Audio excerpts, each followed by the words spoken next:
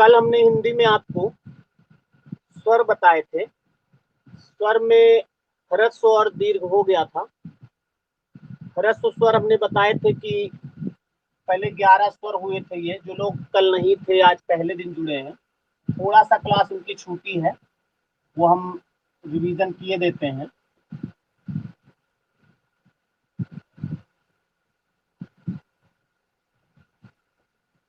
ये 11 स्वर होते हैं। इनमें से हमने बताया था आपको कि बड़ा, छोटा आ, छोटी ई और छोटा ऊ ये मूल स्वर होते हैं, यानी इन्हीं स्वरों से सब स्वर बने हैं। और इसी में छोटा आ, छोटी ई, छोटा ऊ और री ये ह्रस्व स्वर होते हैं। इनको बोलने में कम समय लगता है। और बड़ा आ, बड़ी बड़ी ई और बड़ा ऊ ये दीर्घ होते हैं। इतना हो गया था कल, दीर्घ स्वर भी लिखा दिए थे ना, इतना हो गया है। अब आगे बढ़ते हैं और इसकी बात करते हैं। ये जो ए आई ओ औ, आपको ये कुछ बुकों में कहीं पर आपको ये दीर्घ स्वरों में गिनती मिलेगी, लेकिन हम आपको बता रहे दीर्घ स्वर नहीं होते। दीर्घ स्वर केवल 3 ही होते हैं। दीर्घ का मतलब होता है बड़ा। और आपको मालूम है ये बात कि कोई बड़ा तब होता है जब कोई छोटा होता है। अगर कोई छोटा नहीं होगा तो कोई बड़ा नहीं होगा। तो अगर ये बड़ा है तो फिर इसका छोटा क्या है? भाई ये बड़ा इसलिए है क्योंकि छोटा आ है, ये बड़ा इसलिए है क्योंकि छोटी ई है, ये बड़ा इसलिए क्योंकि छोटा ऊ है। लेकिन ये चारों तो अपने आप में स्वतंत्र हैं, तो ये दीर्घ नहीं होते, बल्कि ये संयुक्त स्वर होते हैं। संयुक्त स्वर होते हैं। संयुक्त स्वर का मतलब कोई इन्हीं में से कोई दो स्वरों के मिलने से बने होते हैं। तो आपको मालूम है, अभी हम लिखा रहे इसको, कि जब छोटा आ और छोटी ई मिला देते हैं, छोटा आ और छोटी, देखो हमने बताया था आ, ई और उ यही मूल स्वर होते, इन्हीं से सबका निर्माण होगा। तो जब आ और ई को मिला देते हैं तो ए बन जाता है। तो ए जो बना है वो आ और ई से बना है, तो ये संयुक्त स्वर होगा। और अब ए जब तैयार हो गया है तो अब आ में जब ए मिला देंगे तो ए बन जाता है।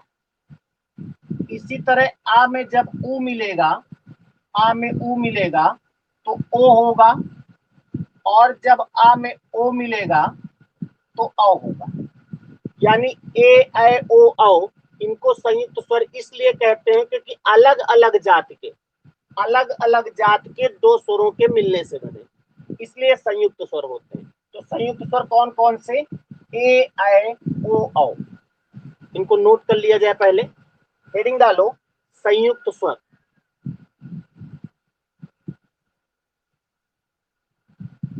संयुक्त स्वर, इसमें लिखिए किन्हीं दो स्वरों के, किन्हीं दो स्वरों के संयोग से बने, किन्हीं दो स्वरों के संयोग से बने स्वरों को संयुक्त स्वर कहते हैं। संयुक्त स्वर कहते हैं।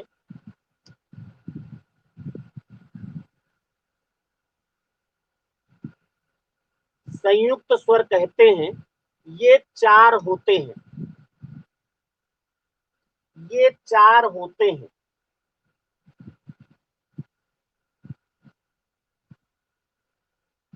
और नीचे आप इसको लिख लें ऐसे ही, आ और ई से ए बनता है, ऐसे जैसे हमने लिखा है ऐसे लिख लो।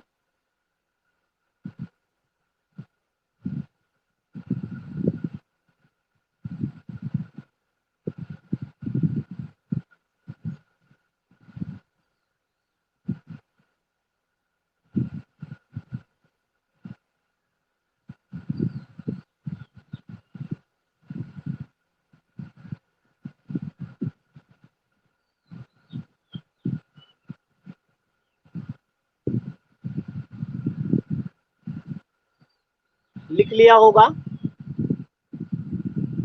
लिख लिया कि नहीं?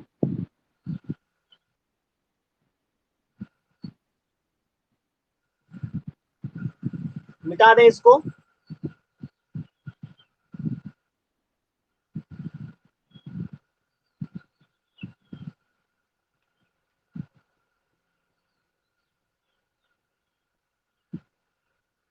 अब एक प्लुत स्वर भी होता है, प्लुत।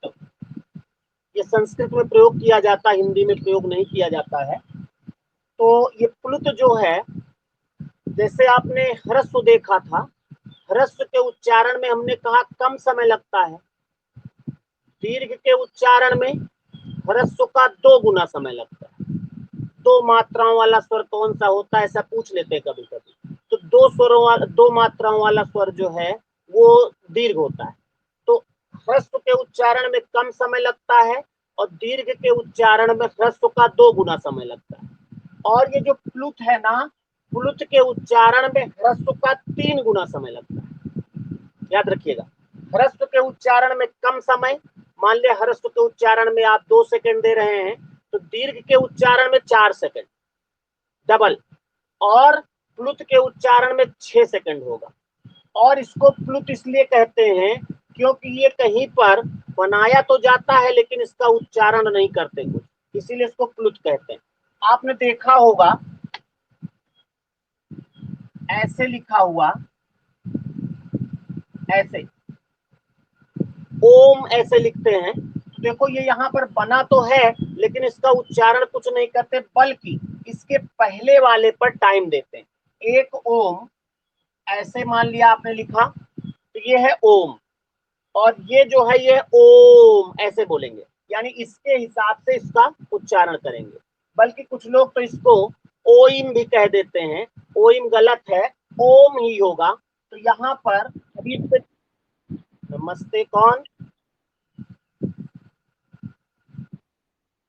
अंकित, कोई बात नहीं, कोई बात नहीं। तो ओम जो जैसे लिखा जाता है, तो ये नमस्ते, क्लास अब चल रही बेटा, नमस्ते भी बाद में कर लेना, ठीक? सभी पढ़ना शुरू करो। ओम जो है, इसमें माइक बंद कर लो अपना, बीच में जो लिखा है यही प्लुत स्वर है। किसी को माइक चल रहा है बंद करो। इसको हिंदी की 3 की तरह बनाते हैं ऐसे। तो ये जो स्वर होता है, और बहुत सारे शब्द हम भी लिखाएंगे, तो इसको कहते हैं प्लुत स्वर। तो हेडिंग डालो आप, प्लुत स्वर। किसी को कोई कंफ्यूजन हो तो आप जैसे ये समाप्त करें, जब टाइम दे तो आप उस समय पूछ लीजिएगा। प्लुत स्वर लिखो इसमें, जिनके उच्चारण में, जिनके उच्चारण में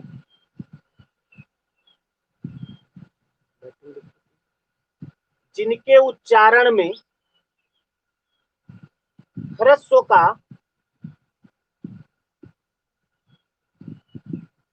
ह्रस्व का 3 गुना समय लगता है, जिनके उच्चारण में ह्रस्व स्वरों का 3 गुना समय लगता है। किसी का माइक ऑन है भाई, बंद करो।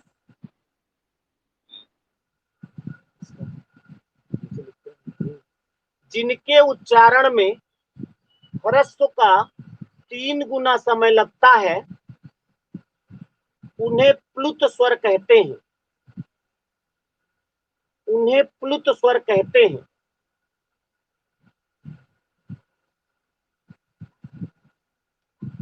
यह केवल एक होता है, यह केवल एक होता है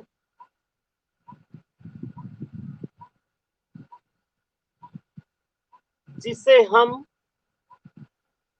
यह केवल एक होता है जिसे हम लुप्ताकार, ऐसे लुप्ताकार, और ब्रैकेट में ऐसे बना लो, जिसे हम लुप्ताकार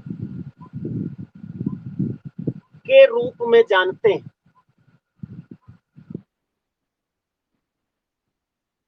यही स्वर है, लुप्ताकार ओम का जो स्वर होता है, जो प्लुत स्वर, वही बनाया है। हिंदी का 3 बना दो बस, इसी तरह बनता है लुप्ताकार। के रूप में जानते हैं, इसे हम लुप्ताकार के रूप में जानते हैं। और इस पर चर्चा भी और अच्छे से होगी जब संधि पढ़ाएंगे। तो विसर्ग संधि में एक नियम इसी पर बनेगा, तो उसमें बहुत सारे शब्द हम लिखा देंगे। और इसमें चाहो तो आप ओम लिख लो, अगर लिखना चाहते हो तो यही स्वर है। और प्रथमोध्याय से लिखा जाता है, प्रथमोध्याय।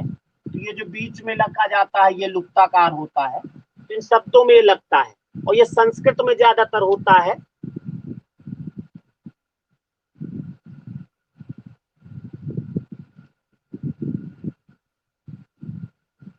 तो इस तरह से स्वरों का वर्गीकरण जो है, अभी हमने उनमें जो समय लगता है उसके आधार पर किया। अभी ये और कई आधारों पर स्वरों का वर्गीकरण होगा। जैसे मान ले एक आधार होता है होठों की आकृति के आधार पर, होठों के आकार के आधार पर, कुछ भी लिख लें, होठों के आकार के आधार पर। इन जो 11 स्वर हैं, इनके बोलने में होठ का जो आकार बनता है उसके आधार पर इनका वर्गीकरण होता है। होठ का आकार जो होता है, कुछ स्वरों के उच्चारण में होठ जो है वो वृत्त की तरह यानी गोल हो जाता है, और कुछ के उच्चारण में गोल नहीं होता। तो जिनके उच्चारण में वृत्त होता ना, गोल को वृत्त कहते हैं, जिनके उच्चारण में होठ जो है वृत्त के आकार में हो जाए, वृत्त के आकार में, उन्हें हम वृत्ताकार कहेंगे। उन्हें क्या कहेंगे? वृत्ताकार। और जिनके उच्चारण में होठ वृत्त के की तरह ना हो, उन्हें कहेंगे अवृत्ताकार। तो ये 11 स्वर जो हैं, इनमें से कुछ स्वर वृत्ताकार होते हैं और कुछ अवृत्ताकार होते हैं। और इनमें कौन सा वृत्ताकार होगा, कौन सा अवृत्ताकार होगा, ये आप चाहो तो बोल के देख सकते हो। आप बोलेंगे, जिनमें होठों का आकार गोल बन जाए वो वृत्ताकार, और जिनमें ना बने वो अवृत्ताकार। तो पहले लिख लो, फिर हम आपसे पूछते कौन से होंगे।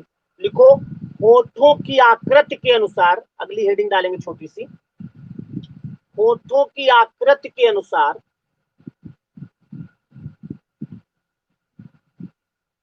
होठों की आकृति के अनुसार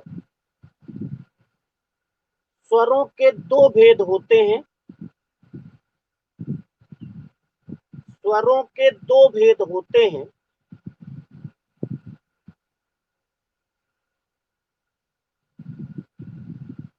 नंबर 1 वृत्ताकार स्वर,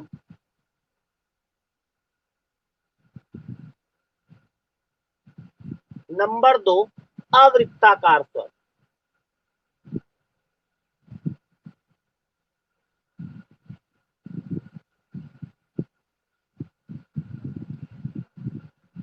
अब हेडिंग डालो वृत्ताकार स्वर।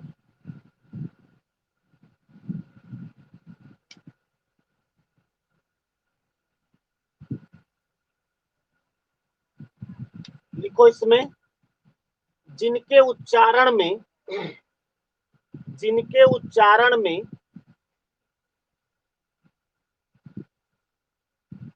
होठों का आकार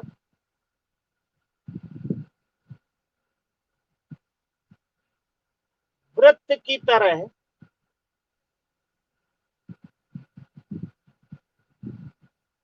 वृत्त की तरह अर्थात गोल हो जाता है,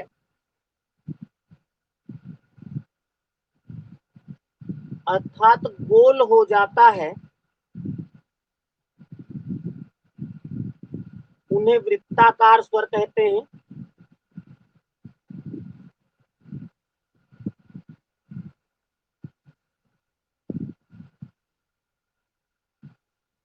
अब आपको लिखना नहीं है, अपने आप इन 11 स्वरों में छांटना है एक एक को, इसमें कौन कौन सा स्वर वृत्ताकार होगा, गेस करो जरा। और कॉपी में लिखो भी जो जो आपको लग रहा हो कि वृत्ताकार कौन कौन सा, बोल के आप देख सकते हो। ऐसे ना समझ में आओ, सामने शीशा ले लो, शीशा में बोलो और होठ देखो जिसमें गोल गोल हो जाए।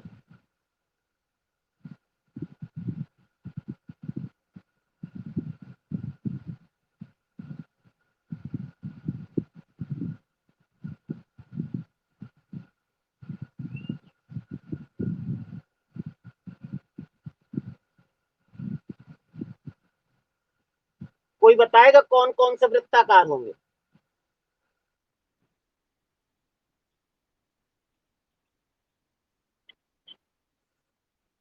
छोटा ऊ, बड़ा ऊ, ए बिल्कुल सही। देखो, इसके बोलने में ऊ बोलते हैं और इसके बोलने में इसको भी ऊ बोलते हैं। तो दो तो वृत्ताकार हुए भाई, छोटा ऊ और बड़ा ऊ। और इन्हीं दोनों ऊ से ये ओ और औ बनते हैं। आ और ऊ से ओ बनता है ना, तो जिनमें इनका तत्व है वो भी होंगे, यानी ओ और औ। तो ये चार जो स्वर हैं ये वृत्ताकार होंगे। तो आगे लिख लो, ये चार होते हैं। जहां पे लिख रहे थे वहीं पे लिख लें। कुछ कहां तक लिखे थे आपने? लिखा था वृत्त जिनके उच्चारण में होठों का आकार वृत्त की तरह अर्थात गोल हो जाता है उन्हें वृत्ताकार स्वर कहते हैं। ये चार होते हैं, उ ऊ ओ औ। अपने तरह लिख लो, चाहे जैसे लिख लो।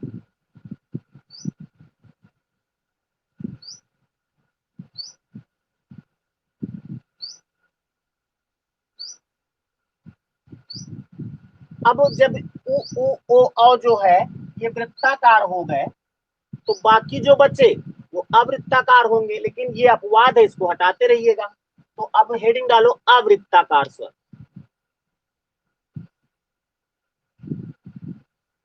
अवृत्ताकार स्वर।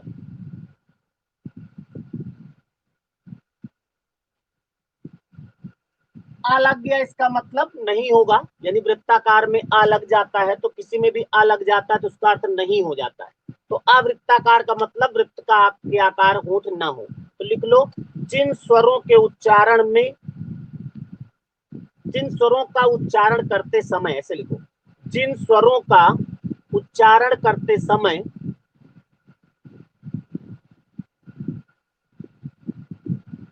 होठ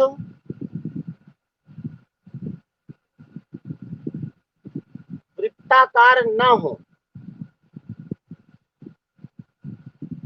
होठ वृत्ताकार न हो, उन्हें अवृत्ताकार स्वर कहते हैं।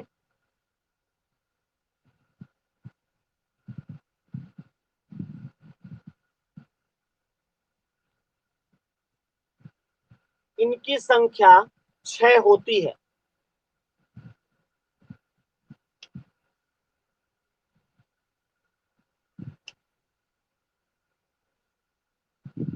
आगे ब्रैकेट में आप लिख सकते हो, री को छोड़ के बाकी जो बचे हैं सब लिख डालो। छोटा आ, बड़ा आ, छोटी ई, बड़ी ई, ए और ऐ।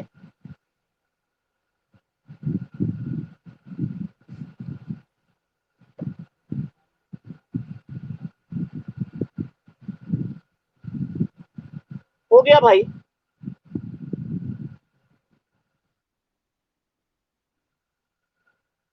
अभी हम इतना पहले आप कर लें, तो अभी लास्ट में जब ये समाप्त होगा तो स्वरों पे और कुछ पॉइंट लिखाना है, उनको लिखाएंगे। अभी एक साथ लिखा देंगे। अभी स्वरों का वर्गीकरण समृत, विवृत, अर्ध विवृत, अर्ध समृत, ये सब होंगे। तो ये तब आपको समझाने में अच्छा रहेगा जब आप इनको थोड़ा सा पहले इतना समझ लें। उसके बाद जब लास्ट होगा तब हम इसको पॉइंट वाइज लिखाएंगे। अभी केवल दो आधार पर हमने लिखाया है, उच्चारण के समय के आधार पर ह्रस्व, दीर्घ, प्लुत कौन कौन से होते हैं वो आपको मालूम है। और दूसरा हमने लिखा आधार पर वृत्ताकार, अवृत्ताकार। अभी होठ जो वो मुंह के खुलने के आधार पर होगा तो समृत, अवृत वो अभी बाद में लिखाएंगे। अब इसके बाद आपको हेडिंग डालना है व्यंजन।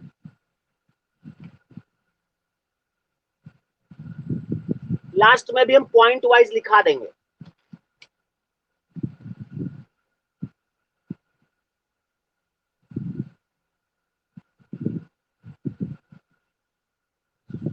स्टार्टिंग में हमने बताया था आपको कि जब भी कोई चीज हम बोलते हैं, कुछ भी बोलते हैं, तो हमारे मुंह में दो अंग हैं, एक है जीभ और एक है निचला होंठ। एक जीभ है और एक है निचला होंठ। इन दोनों को उच्चारण अंग कहा जाता है। उच्चारण अंग यानी कोई भी चीज उच्चारित करते हैं तो इन्हीं दो अंगों की जरूरत पड़ती है।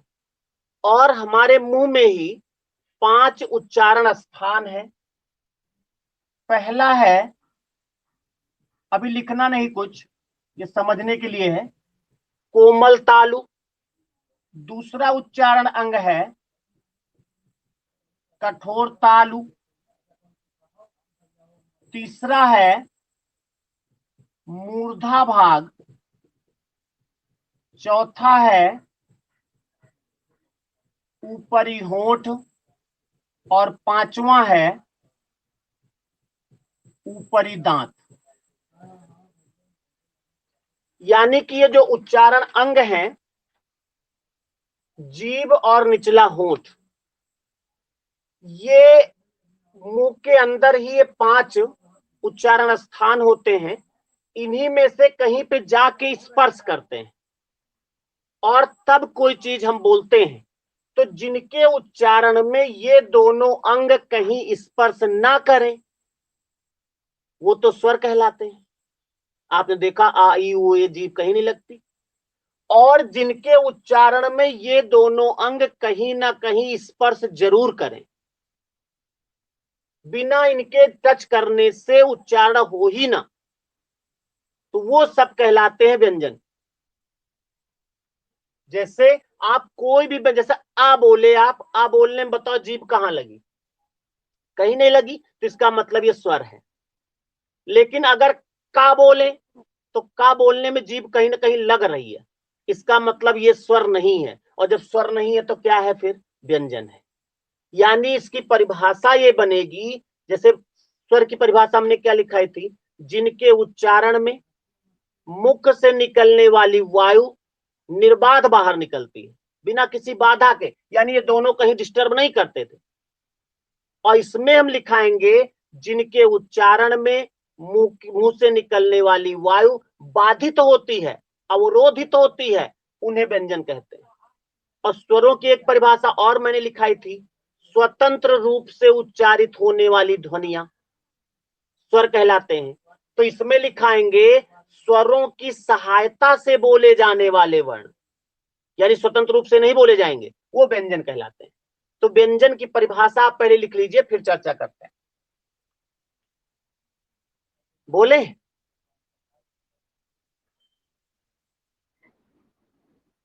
लिखो।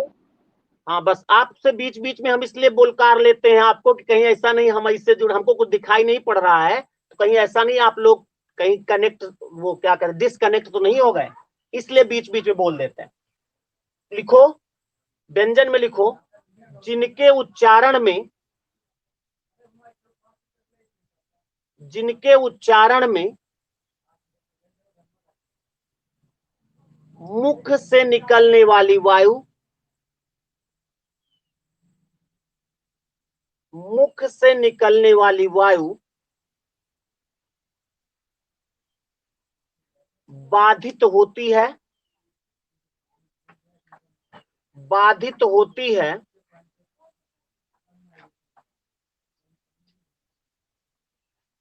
उन्हें व्यंजन कहते हैं, उन्हें व्यंजन कहते हैं।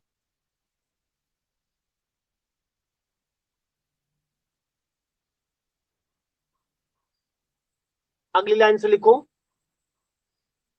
स्वरों की सहायता से, स्वरों की सहायता से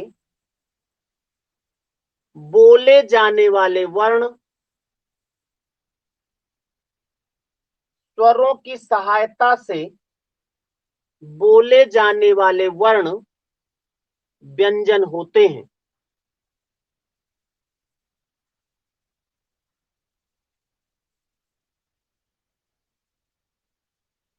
हिंदी में व्यंजनों की कुल संख्या, लिखते चलो उसी में। हिंदी में ये सब चीज समझाने के लिए केवल बनाए थे, आपको लिखना। जी, व्यंजन कहलाते हैं।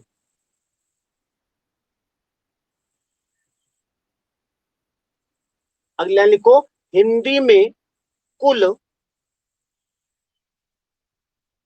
कितने व्यंजन होते, कोई जानता है?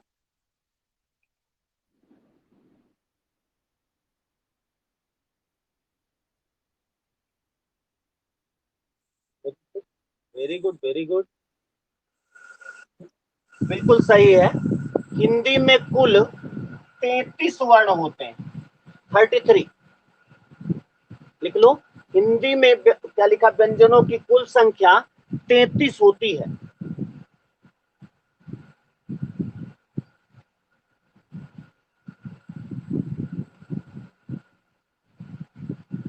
अब जैसे आपने 11 स्वर लिखे थे, उसके बाद नीचे लिखा था आ आई ई ऊ, पूरा लिखा था। अब व्यंजन 33 होते हैं, तो सभी लोग नीचे 33 व्यंजन लिखो, देखते कौन कौन लिख लेता है। का खा गा घा अंगा लिखना है, सभी लोग लिखो जल्दी से, हम भी लिखेंगे अभी बाद में।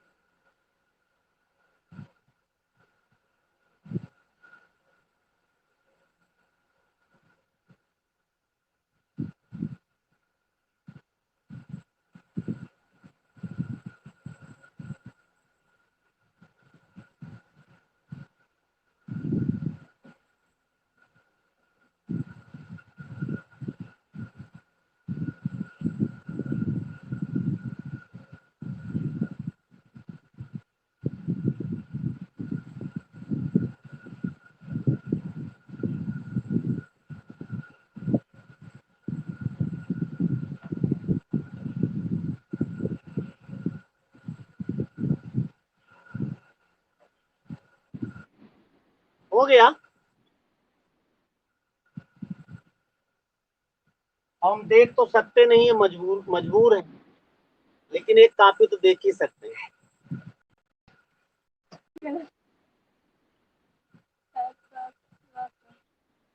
ठीक ठीक ठीक, बिल्कुल सही लिखा है। अब हम भी लिख देते हैं।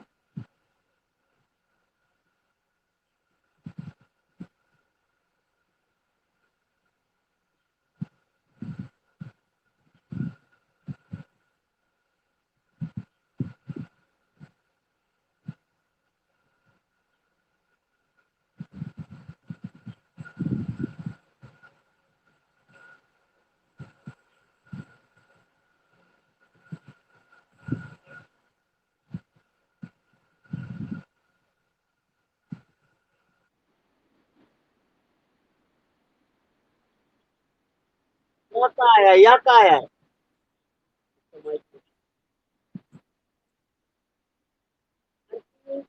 आरती आवाज सुन रही है? आरती, आरती, आरती, आरती। हाँ हाँ, बता रहे हैं, आरती। अरे माइक बंद करो बेटा, का सांप निकला, सब लोग सुने ले रहे हैं।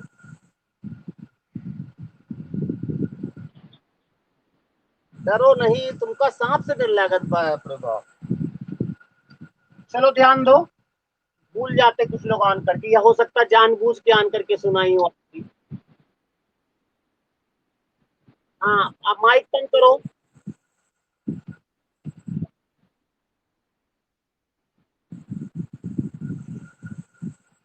कोई बात नहीं, देखो हर आदमी थोड़े सीरियसली पढ़ेगा, कुछ लोग तो मौज लेते ही हैं। कोई बात नहीं है, भैया हैं, उनका सम्मान करो। चलो ध्यान दो, उनको ये बता दो कि हम केवल अकेले नहीं पढ़ रहे हैं, बहुत लोग पढ़ रहे हैं और सब लोग डिस्टर्ब हो रहे हैं, तो भैया से कह दो प्लीज ऐसा ना करें। हो सकता सोच रहे हो अपने घर में हम कुछ भी करें। चलो ध्यान दो इधर, ये 33 व्यंजन होते हैं, और जैसे स्वरों में आपने देखा था का से लेकर हा तक, वो स्वरों में देखा था आ से लेकर औ तक, पूरे 11 स्वर थे। तो कोई कौन सा स्वर कोई कौन सा स्वर कहला रहा था, अभी हम उसमें स्वरों में भी लिखाएंगे। स्वरों में कुछ कंठ स्वर होते हैं, कुछ वो हमें भी इसलिए नहीं लिखाए क्योंकि पहले ये समझा ले जाए तब वो लिखाने में अच्छा रहेगा। अब इसमें एक एक लाइन जो है इंपॉर्टेंट है। जैसे आपने बचपन से इनको पढ़ा है तो ऐसे ही आपने लिखा देखा होगा। ऐसा नहीं होगा कि का खा गा गा यहाँ लिख के यहाँ चा और छा लिख दिया जाए, ऐसा नहीं देखा होगा। ये पूरी एक लाइन में लिखा जाता है। वो इसलिए लिखा जाता है क्योंकि ये एक पूरी एक लाइन जो है एक परिवार है। परिवार मतलब कोई ना कोई उनमें समानता है। समानता क्या है, ये सब जो बोले जाते हैं ना, वो किसी एक ही स्थान से बोले जाते हैं। उसी स्थान पर जीभ लगती है। अब क्या वो अलग करती है कि दूसरा अक्षर आ जाता है, चूंकि इनका उच्चारण एक ही स्थान से होता है तो ये पूरा एक वर्ग कहलाता है। वर्ग यानी परिवार है, एक समूह है। और इस वर्ग का जो नामकरण हुआ है, तो वर्ग यानी परिवार के पहले अक्षर से, यानी ये कौन सा अक्षर है, का। तो वर्ग में अगर का जोड़ दें तो इस लाइन को हम कवर्ग कहेंगे। क्या कहेंगे, कवर्ग। इसी तरह ये वाली लाइन कहलाएगी चवर्ग। इसी तरह ये तीसरी लाइन जो है ये क्या कहलाएगी, ये टवर्ग कहलाएगी। और ये लाइन जो है ये कहलाती है तावर्ग। और ये जो पांचवी लाइन है इसको कहते हैं पावर्ग। अच्छा, ये लाइन क्या कहलाएगी, ये या वर्ग नहीं कहलाएगी, क्योंकि ये वर्ग नहीं है, ये सभी अक्षर अलग अलग। माइक बंद कर लो, कोई एक मान है। महेंद्र माइक बंद करो। तो इस तरह से ये 5 वर्ग होते हैं इसमें, का वर्ग, चा वर्ग, टा वर्ग, ता वर्ग, पा वर्ग। और आप देख रहे हैं एक वर्ग में व्यंजन कितने हैं, 1 2 3 4 5। बच्चा वर्ग में कितने हैं, 1 2 3 4 5। इसी तरह टा वर्ग में 1 2 3 4 5, यानी प्रत्येक वर्ग में 5 5 व्यंजन है। और वर्ग कितने हैं, 1 2 3 4 5। 5 वर्ग हैं और प्रत्येक में 5 5 व्यंजन हैं। इसका मतलब 5 5 25 होगा। ये 25 क्या है भाई, अगर आपसे पूछा जाए व्यंजनों की कुल संख्या कितनी, तो 33 होगी। लेकिन अगर आ जाए वर्गों के अंतर्गत आने वाले व्यंजनों की संख्या, वर्गों के अंतर्गत यानी कि का वर्ग, चा वर्ग, टा वर्ग, ता वर्ग, पा वर्ग को पूछ रहा है, तो वर्गों के अंतर्गत आने वाले व्यंजनों की संख्या जो होगी वो कितनी होगी, 25 होगी। यानी दोनों सवालों को ध्यान दीजिएगा। अगर कहे व्यंजनों की संख्या, कुछ ना बोले, खाली कहे व्यंजनों की संख्या, तब तो 33। लेकिन अगर कहे वर्गों के अंतर्गत आने वाले व्यंजनों की संख्या, तो फिर का से मां तक की बात कर रहा है, यानी फिर होगा 25। तो इस तरह से इस बात को लिख लो पहले, नीचे उसी के लिखो। व्यंजनों में 5 वर्ग होते हैं। व्यंजनों में 5 वर्ग होते हैं।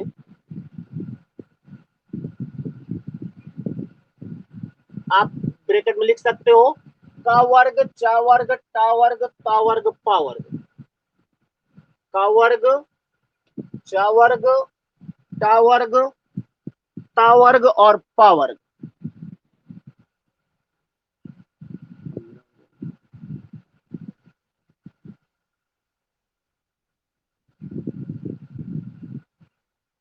का वर्ग, चा वर्ग, टा वर्ग, ता वर्ग, पा वर्ग।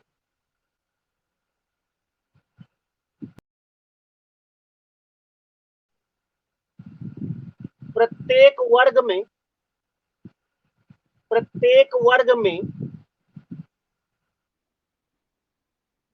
पावर के बाद कुछ नहीं बोला। अब लिखो प्रत्येक वर्ग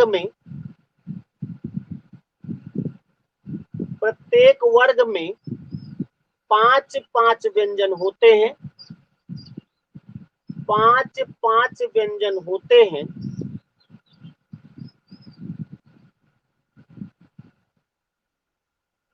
इस प्रकार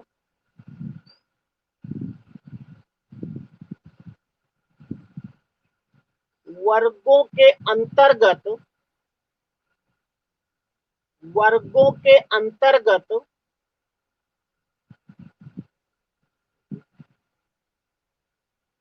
इस प्रकार वर्गों के अंतर्गत आने वाले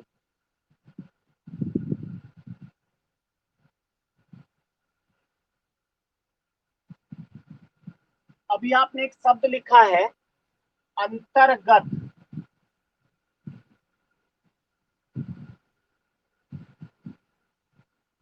ऐसे ऐसे किसने किसने लिखा है भाई? किसने ऐसे लिखा है? Very good. और किसी ने ऐसे लिखा है? है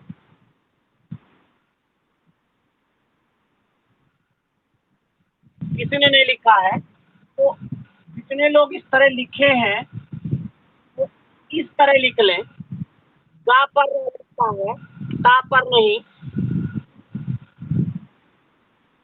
अच्छा हो सकता नेटवर्क प्रॉब्लम होगी। दिख रहा है? ये ता पर रा ना लगा के आप गा पर लगाएंगे। अंतर्गत जो लिखा जाता है गा पर रा लगता है। यही हमको बताना था। आगे लिखिए। इस प्रकार वर्गों के अंतर्गत आने वाले व्यंजनों की संख्या, वर्गों के अंतर्गत आने वाले व्यंजनों की संख्या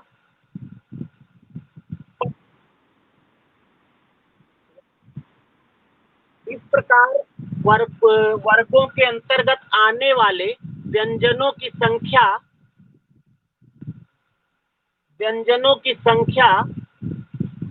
25 होती है।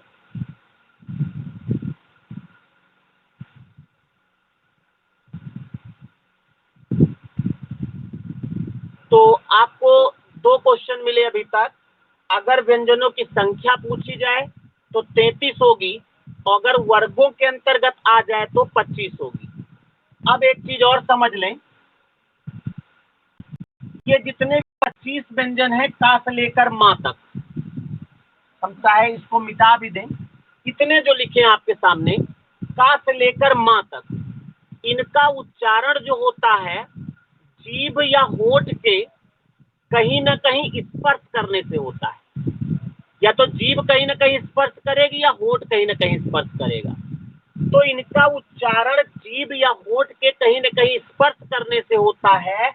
इसीलिए इन 25 व्यंजनों को, इन 25 को स्पर्शी व्यंजन भी कहा जाता है। क्या कहा जाता है? स्पर्शी व्यंजन। तो अगर आपसे पूछा जाए स्पर्शी व्यंजनों की संख्या कितनी होती है तो 25 ही होगी। अगली लाइन से भी लिख लो। चूंकि इन व्यंजनों का उच्चारण, चूंकि इन व्यंजनों का उच्चारण जीभ या होठ के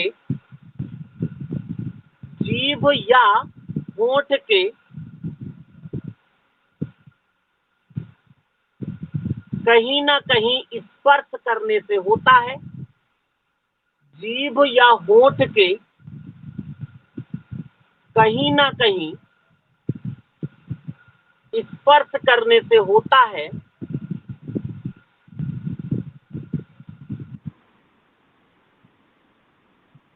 ठीक है। जीभ या होठ के लाइन तो लिख लो पूरी। जीभ या होठ के कहीं ना कहीं स्पर्श करने से होता है। इसीलिए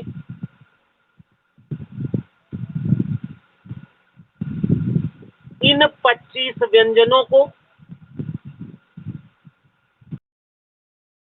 25 व्यंजनों को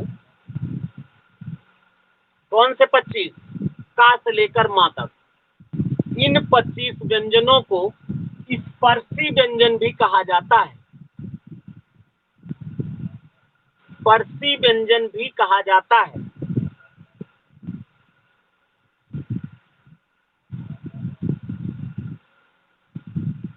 तो इस तरह से अभी आपने देखा, बताया भी गया, टाइम हो गया है। हिंदी अब यहीं पर बंद करते हैं और कल इसके आगे होगा।